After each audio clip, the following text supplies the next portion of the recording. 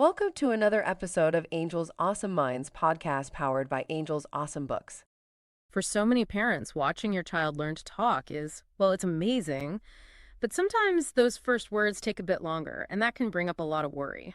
Absolutely. It's a really common concern. Today, we're going to dive deep into something pretty exciting, how augmented reality, or AR, is actually helping kids with speech delays.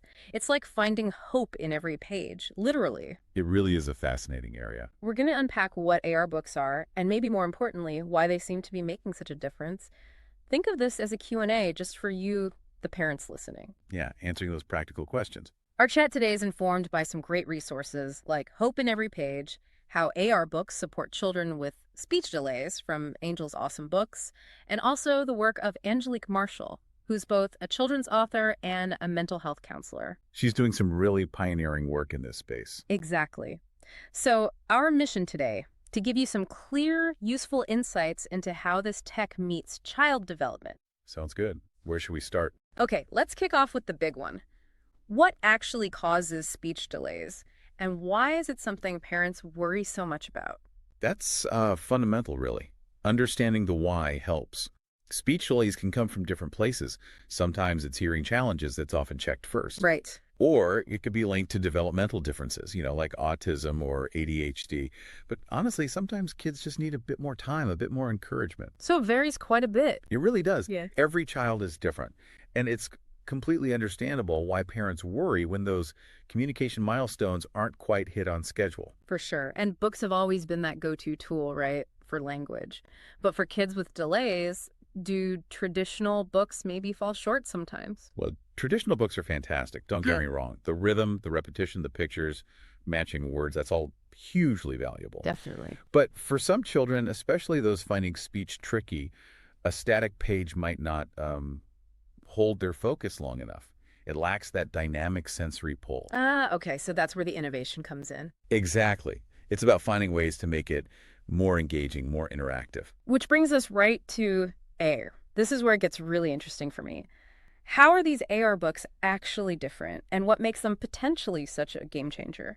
Okay, yeah, this is the cool part. It shifts reading from passive to active. With AR, you use a phone or tablet, point it at the book, and suddenly, Things pop out. pretty much, characters move, objects come alive, letters might talk. Angelique Marshall's Angel's Awesome Alphabet book is a perfect example, blending that classic book feel with tech. Wow. The key is that it hits multiple senses at once. Kids are seeing things move, hearing clear sounds, maybe even prompted to say the word back. So it's visual, auditory. And interactive. And importantly, often synchronized. So you might see the letter A, hear apple, see an apple animation, and maybe see a character's mouth form the sound all together. That synchronized feedback sounds powerful. It is. Research on multisensory learning backs this up. Combining senses like that helps build those brain connections faster and stronger. Parents say kids just light up. Learning becomes an adventure. I can see how that would be more motivating. But quick question, could that level of stimulation ever be too much for some kids? That's a fair point. Yeah. Good AR design thinks about that. Usually the interaction is purposeful, not just chaotic, and often apps have settings to adjust things. It's meant to be engaging, not overwhelming. Okay, that's good to know. So let's get right to it. How does this AR magic actually help my child learn to talk or build their vocabulary? What's the mechanism? Right, the nuts and bolts. Basically, speech development loves three things: repetition, engagement, and confidence. AR hits all three really effectively. Okay, how so? So first, repetition. Hearing a word, seeing the image animate, maybe repeating it back, and getting instant positive feedback that reinforces the learning like crazy. It helps wire the brain correctly faster. ASA, the Speech Language Hearing Association, stresses how vital that practice is. Makes sense. What about engagement? That's number two. If traditional practice feels like hard work, kids switch off. AR makes it feel like playing a game. That keeps them interested, keeps them practicing without even realizing it. And the third, confidence. Yeah, and this might be the biggest one. For a child who's feeling frustrated, AR can make trying new sounds less scary. It's fun, it's rewarding. That builds confidence, and confidence is often the key that unlocks their willingness to keep trying. That really paints a picture. But, as parents, we hear screen time and bells go off.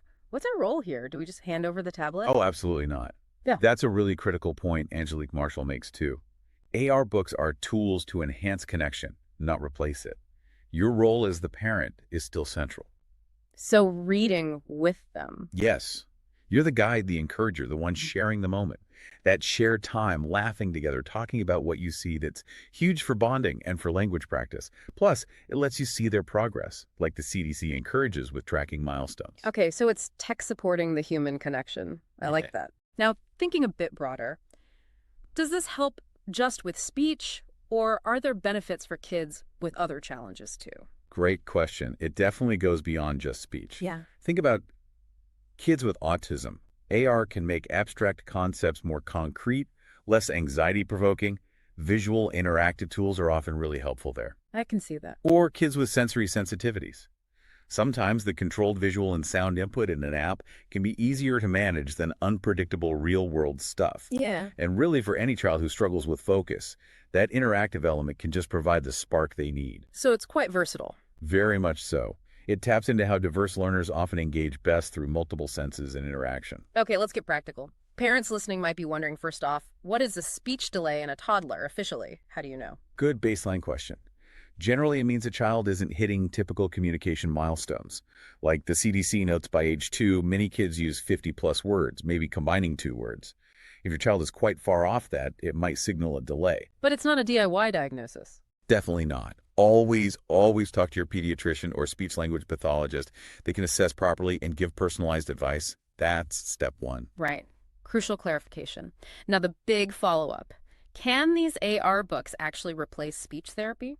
Unequivocally, no. Let's be super clear on that. AR books are a fantastic support tool. They help reinforce what's learned in therapy, give extra practice, make it fun at home, but they absolutely do not replace a trained therapist. Okay. Supportive tool, not replacement. Got it. So how often should parents use them? Is it an everyday thing? Consistency really helps. But we're not talking hours, maybe 10, 15 minutes a day. The key is making it fun, relaxed. Quality over quantity. If it feels like a chore, it loses its magic. Keep it light. Makes sense. And are they only for kids with delays? Not at all. That's the beauty. While they're designed with specific needs in mind, they're incredibly engaging for all kids. They boost vocabulary, comprehension, and just build that love of reading early on.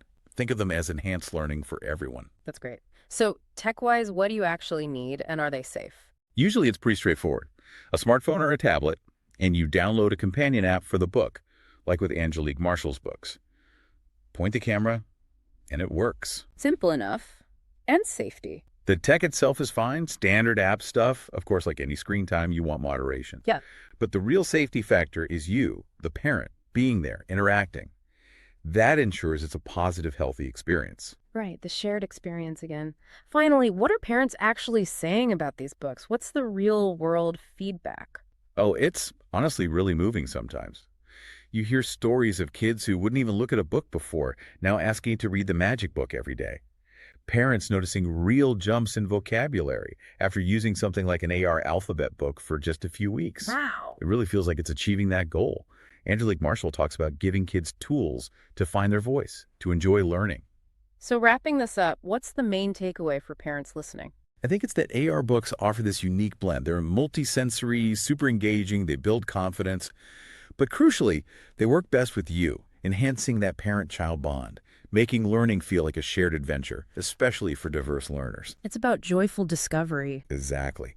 And it's just amazing, isn't it, how thoughtfully designed technology can open up these new pathways for kids and families. It shows how small, fun, consistent steps, using tools that really spark interest, can make such a huge difference in a child's communication journey. A really hopeful perspective. Thank you so much for diving into this with us today. My pleasure. It's exciting stuff. Absolutely. Until next time, keep exploring, keep learning, and keep asking those great questions. Thanks for listening to Angel's Awesome Minds podcast. Don't forget to visit Angel's Awesome Books at angels-awesomebooks.com for more tips and resources.